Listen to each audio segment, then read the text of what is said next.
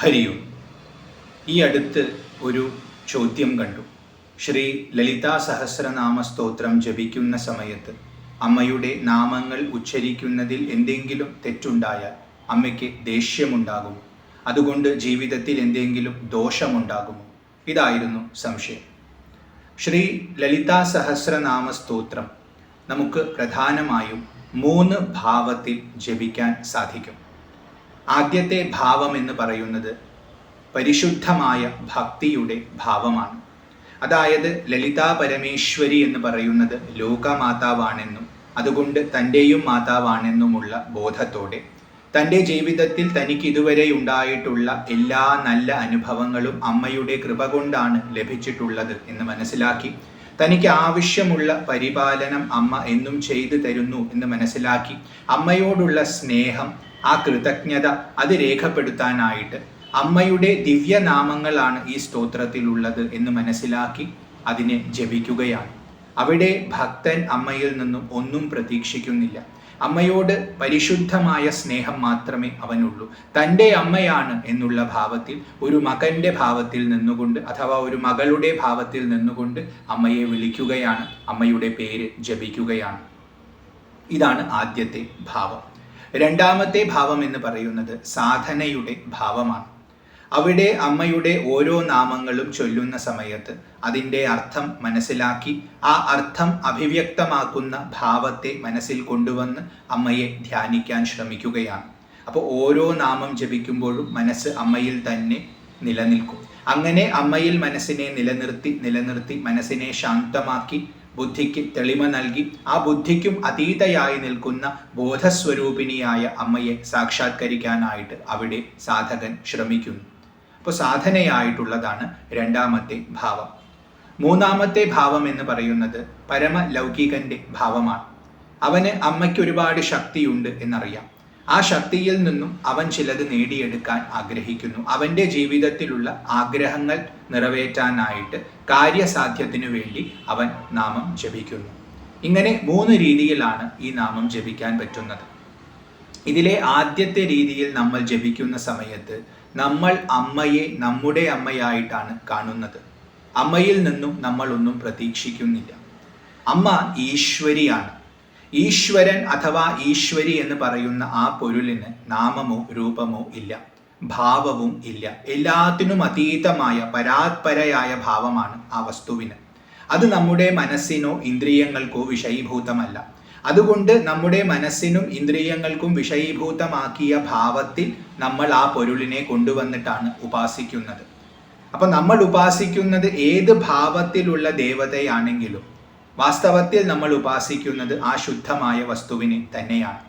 അതായത് നാരായണൻ എന്ന് വിളിച്ചാലും, മഹാദേവൻ എന്ന് വിളിച്ചാലും, ഭഗവതി എന്ന് വിളിച്ചാലും, ഗണപതി എന്ന് വിളിച്ചാലും, സൂര്യൻ എന്ന് വിളിച്ചാലും, മുരുകൻ എന്ന് വിളിച്ചാലും, ശാസ്താവ് എന്ന് വിളിച്ചാലും, അതുപോലെ ആഞ്ജനേയൻ എന്ന് വിളിച്ചാലും വിളി കേൾക്കുന്ന പൊരുൾ ഒന്ന് തന്നെയാണ്.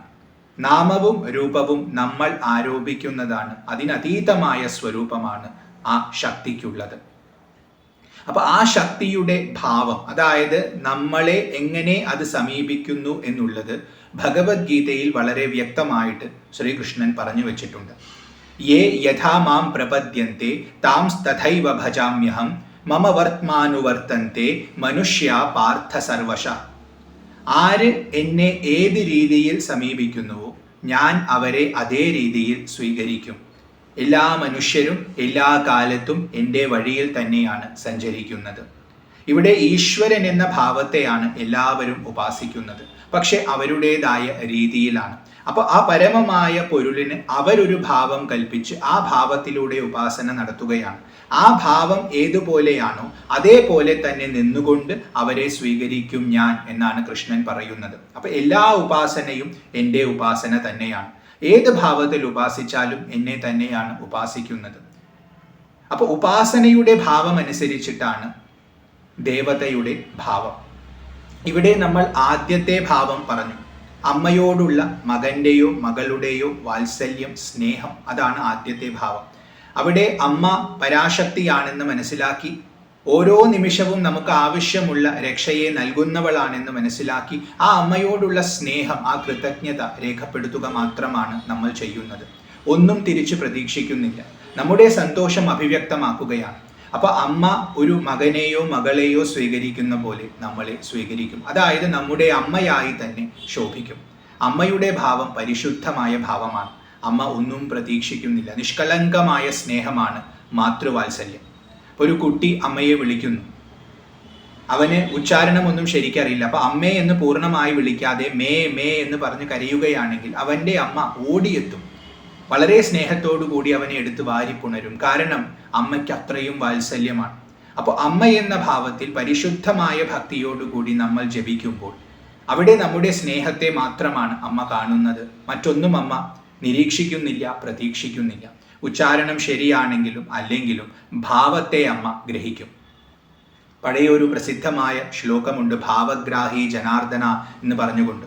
അതായത് മൂഢോ വദതി വിഷ്ണായ വിദ്വാൻ വദതി വിഷ്ണവേ ഉഭയോസ്തു ഫലം തുല്യം ഭാവഗ്രാഹി ജനാർദ്ദന.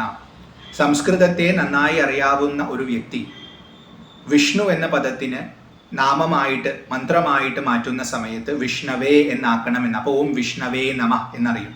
കാരണം ഉകാരാന്ത പുല്ലിംഗമാണ്. എന്നാൽ സംസ്കൃതം അറിയാത്ത ഒരാൾ ഇപ്പൊ കൃഷ്ണ എന്ന പദം ഓം കൃഷ്ണായ നമ എന്ന് പറയുന്ന പോലെ വിഷ്ണു എന്ന പദത്തെ ഓം വിഷ്ണായ നമ എന്ന് തെറ്റായിട്ട് പറയും. പക്ഷെ രണ്ടുപേർക്കും ഒരേ ഫലം കിട്ടും. കാരണം ഭാവഗ്രാഹിയാണ് ജനാർദ്ദനൻ. ലോകത്തിന് മുഴുവൻ ഗതിയായിരിക്കുന്ന ആ പരമ്പൊരുൾ ഭാവത്തെ മാത്രമാണ് സ്വീകരിക്കുന്നത്. അപ്പൊ ഭക്തിയോടുകൂടിയാണ് ജപിക്കുന്നതെങ്കിൽ വിഷ്ണായ എന്ന് തെറ്റായി ഉച്ചരിച്ചാലും സ്നേഹത്തോടുകൂടി ഭഗവാൻ സ്വീകരിക്കും, ഭഗവതി സ്വീകരിക്കും. അപ്പൊ ആദ്യത്തെ ഭാവത്തിലുള്ള ഉപാസനയിൽ നമുക്കൊരു ഭയവും ആവശ്യമില്ല. കാരണം ഭക്തിയുടെ സ്വരൂപം അഭയമാണ്. നമ്മൾ അഭയത്തോടു കൂടിയാണ് ഇരിക്കുന്നത്. കാരണം നമുക്ക് രക്ഷയായി അമ്മയുണ്ട്. അങ്ങനെ നമ്മൾ അമ്മയെ സമീപിക്കുമ്പോൾ നമുക്ക് ചെറിയ തെറ്റുകൾ ഉണ്ടായാൽ അമ്മ തന്നെ അത് തിരുത്തിത്തരും. നമുക്ക് ആവശ്യമുള്ള ശുദ്ധിയെ അമ്മ തന്നെ തരും. കാരണം അത്രയും വാത്സല്യമാണ്. അപ്പൊ മക്കളെ ഉപദേശിക്കുന്ന പോലെ അമ്മ നമുക്ക് ഉപദേശം നൽകും ഏതെങ്കിലും ഒരു മാർഗത്തിലൂടെ. അപ്പൊ അവിടെ അതുകൊണ്ട് നമുക്ക് ഒരു ഭയവും ആവശ്യമില്ല. ഇനി രണ്ടാമത്തെ ഭാവം ധ്യാനത്തിന്റെ സാധനയുടെ ഭാവമാണ്. അവിടെയും നമ്മൾ അമ്മയിൽ നിന്നും ഒന്നും പ്രതീക്ഷിക്കുന്നില്ല. അമ്മയുടെ മഹിമ മനസ്സിലാക്കി ആത്യന്തികമായ ലക്ഷ്യം അമ്മയാണെന്ന് മനസ്സിലാക്കി ആ അമ്മയെ ലയിക്കാൻ വേണ്ടി സാധന ചെയ്യുകയാണ്. സ്വരൂപബോധം സിദ്ധിക്കാൻ വേണ്ടി സാധന ചെയ്യുകയാണ്. അവിടെയും അമ്മ ഒരു ഗുരുവായിക്കൊണ്ട് നമ്മുടെ ആത്മസ്വരൂപത്തിൽ ശോഭിക്കുന്നവളായി നമ്മെ തന്നിലേക്ക് നയിക്കും. അപ്പോൾ ഒരു ഗുരുവിൻ്റെ ഭാവത്തിൽ നമുക്ക് വഴി കാട്ടിക്കൊണ്ട് നമ്മളെ എത്തിക്കും. അവിടെ സാധന ചെയ്യണമെന്നുള്ളത് കൊണ്ട് നമുക്ക് വാക്കിൻ്റെ അർത്ഥം അറിഞ്ഞേ തീരും. അർത്ഥമറിഞ്ഞാൽ മാത്രമേ ഭാവം വരൂ. അപ്പോൾ സാധനയായിട്ട് ചെയ്യുന്ന സമയത്ത് അർത്ഥമറിയാൻ ശ്രമിക്കണം. ആ അർത്ഥത്തിനനുസരിച്ച് ധ്യാനിക്കണം. അവിടെയും നമുക്ക് തെറ്റ് സംഭവിച്ചാൽ അമ്മ തിരുത്തിത്തരും.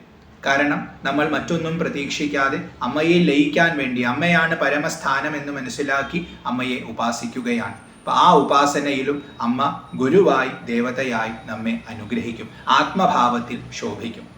ഇനി മൂന്നാമത്തെ ഉപാസന, മൂന്നാമത്തെ ഭാവത്തിൽ കാര്യസാധ്യമാണ്. അവിടെ നമുക്ക് അമ്മയോടുള്ള സ്നേഹമല്ല, അമ്മയിൽ നിന്നുമുള്ള ആവശ്യമാണ് നമ്മളെ ജപിക്കാൻ പ്രേരിപ്പിക്കുന്നത്. അതായത് അമ്മയ്ക്ക് വളരെയധികം ശക്തിയുണ്ടെന്ന് മനസ്സിലാക്കി തനിക്ക് ജീവിതത്തിൽ പല ആഗ്രഹങ്ങളുമുണ്ട്. അത് നേടിയെടുക്കാനായിട്ട് അമ്മയുടെ ശക്തിയെ അപേക്ഷിക്കുകയാണ്. അപ്പം അതിനുവേണ്ടി നാമം ജപിക്കുകയാണ്. അവിടെ നമ്മൾ അമ്മയെ സമീപിക്കുന്നത് ഒരു കച്ചവടക്കാരനെ സമീപിക്കുന്ന പോലെയാണ്. അപ്പം അമ്മ ഒരു കച്ചവടക്കാരിയായി തന്നെ നിൽക്കും. കാരണം നമുക്കൊരാവശ്യമുണ്ട്, ആ വസ്തുവിന് പകരമായി നമ്മൾ നാമം ജപിക്കുന്നു. അങ്ങനെ ലളിതാ സഹസ്രനാമം ജപിക്കുമ്പോൾ അതല്ലെങ്കിൽ മറ്റേതെങ്കിലും നാമം ജപിക്കുമ്പോൾ ആ ദേവത അതേ ഭാവത്തിൽ തന്നെ സ്വീകരിക്കും. അപ്പൊ അവിടെ കർശനമായ നിബന്ധനകൾ ഉണ്ടാകും. കാരണം സ്നേഹത്തോടു കൂടിയോ വാത്സല്യത്തോടു കൂടിയോ അല്ല സമീപിക്കുന്നത്, കച്ചവട ബുദ്ധിയോടുകൂടിയാണ്. ഇപ്പോൾ ക്ഷേത്രങ്ങളിൽ വഴിപാടൊക്കെ നടത്തുന്ന സമയത്തും ഇതേ മനോഭാവത്തോടു കൂടിയാണ് നടത്തുന്നതെങ്കിൽ അതേ രീതിയിൽ ദേവത സ്വീകരിക്കും. അപ്പോൾ ഇതെൻ്റെ കടമയാണ്, ഈ ക്ഷേത്രത്തിലുള്ള ചൈതന്യത്തോടുള്ള എൻ്റെ സ്നേഹം അഭിവ്യക്തമാക്കാനായി ആ ക്ഷേത്രത്തിന് ആവശ്യമുള്ള ഒരു കാര്യം ഞാൻ ചെയ്തു കൊടുക്കുന്നു എന്ന സമർപ്പണ ഭാവത്തോടു കൂടി വഴിപാട് ചെയ്താൽ സന്തോഷത്തോടു കൂടി സ്വീകരിക്കും. അതിലെന്ത് ന്യൂനതകൾ ഉണ്ടെങ്കിലും ദേവത സഹിക്കും. നമുക്ക് ആവശ്യമുള്ള അനുഗ്രഹം ലഭിച്ചുകൊണ്ടേയിരിക്കും. എന്നാൽ നമ്മൾ വ്യക്തമായ ലക്ഷ്യത്തോടു കൂടി എനിക്ക് ഇന്നത് വേണമെന്ന ഭാവത്തിൽ വഴിപാട് നടത്തുന്ന സമയത്ത് ദേവത അതേ ഭാവത്തിൽ നിൽക്കും. അപ്പോൾ അവിടെ എന്തെങ്കിലും ന്യൂനതകൾ ഉണ്ടെങ്കിൽ അതിനനുസരിച്ചുള്ള ദോഷമുണ്ടാവും. കാരണം കച്ചവടക്കാരനായിട്ടാണ് കാണുന്നത്. അതേപോലെയാണ് ജപത്തിലും. ഇപ്പൊ കച്ചവടക്കാരനായിട്ട് നമ്മൾ നാമം കൊടുക്കുന്നു, പകരം നമുക്ക് ആവശ്യമുള്ളത് നേടുന്നു. അപ്പൊ ആ ശക്തിയെ ഉപയോഗിക്കുകയാണ്. അത് വാസ്തവത്തിൽ ആ പരമമായ പൊരുളിനെ ചെറുതാക്കുന്ന ഒരു ഭാവമാണ്. അപ്പൊ അതുകൊണ്ട് അവിടെ വളരെയധികം നിബന്ധനകളുണ്ട്. കൃത്യമായിട്ട് വേണം ഉച്ചരിക്കാൻ, കൃത്യമായ രീതിയിൽ വേണം ചെയ്യാൻ. എന്തെങ്കിലും തെറ്റ് സംഭവിച്ചാൽ അതിനനുസരിച്ചുള്ള ദോഷമായിരിക്കും ഫലം. പക്ഷേ ഈ മൂന്നാമത്തെ ഭാവം വളരെ കുറച്ചു പേര് മാത്രമേ ഉപയോഗിക്കുള്ളൂ. ഭക്തർക്ക് ആദ്യത്തേതും രണ്ടാമത്തേതും ഭാവം മാത്രമേ പൊതുവെ ഉണ്ടാവുകയുള്ളൂ. ഒന്നെങ്കിൽ ശുദ്ധമായിട്ടുള്ള സ്നേഹം അഭിവ്യക്തമാക്കാനായിട്ടുള്ള ജപം, അതല്ലെങ്കിൽ അമ്മയുടെ രൂപം ധ്യാനിക്കാൻ വേണ്ടിയുള്ള സാധനാഭാവത്തിലുള്ള ജപം. ഈ രണ്ട് ഭാവത്തിലും അമ്മ അമ്മയായി തന്നെ, പരാശക്തിയായി തന്നെ നമ്മുടെ മുമ്പിൽ ശോഭിക്കും. അവിടെ നമുക്ക് ഒരു ഭയവും ആവശ്യമില്ല. കാരണം അമ്മ അഭയങ്കരയാണ്, അഭയത്തെ ചെയ്യുന്നവളാണ്. നമ്മുടെ എല്ലാ ഭയങ്ങളെയും ഇല്ലാതെയാക്കി, എല്ലാ സംശയങ്ങളെയും നീക്കി നമ്മുടെ ഉള്ളിൽ വ്യക്തത വരുത്തുന്നവളാണ് അമ്മ. അപ്പൊ അങ്ങനെ അമ്മയെ സമീപിക്കാൻ നമുക്കൊരു ഭയവും ആവശ്യമില്ല. സധൈര്യം നമുക്ക് ജപിക്കാം. പരമാവധി ശ്രദ്ധയോടുകൂടി ജപിക്കാൻ ശ്രമിക്കുക. കാരണം വളരെ ദിവ്യമായ ശ്രേഷ്ഠമായ നാമങ്ങളാണ്. അപ്പോൾ ഒരു വിലപിടിപ്പുള്ള വസ്തുവിനെ നമ്മൾ ഏതുപോലെ കൈകാര്യം ചെയ്യുമോ അതുപോലെ നാമത്തെ കൈകാര്യം ചെയ്യണം.